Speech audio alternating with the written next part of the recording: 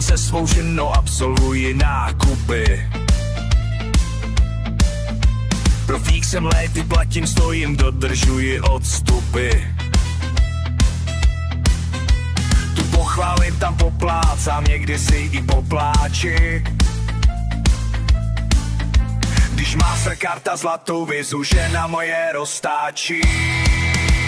Čtverly boty, 3 kabelky, kožich z kůže, z lasice, 100 kapelí, plný šminek, parfému 3 krabice, spodní prádlo v 6 barvách, džíny, trička, tenisky, pod zátěží igelitek, praskají mi menisky.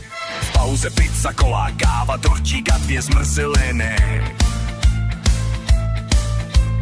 Potom kino, nejspíš horor, mrtví lezou spod hlíny.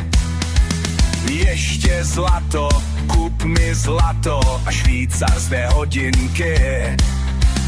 A pak super vitamíny, co smrdí jako sardinky.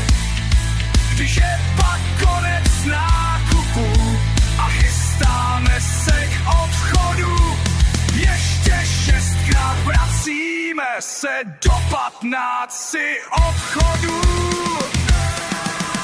Čtvery boty, 3 kabelky, kožich z kůže, z lasice, 100 kabelí, plný šminek, parfému 3 krabice, spodní prádlo v 6 barvách, džíny, trička, tenisky, pod zátěží igelitek, praskají mi menisky.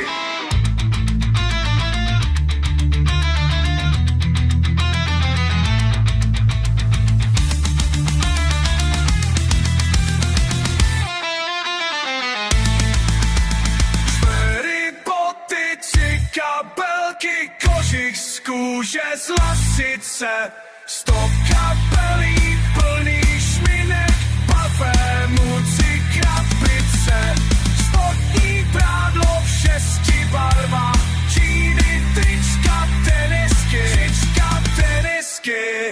pod zátěží igelitek, praskají mi menisky.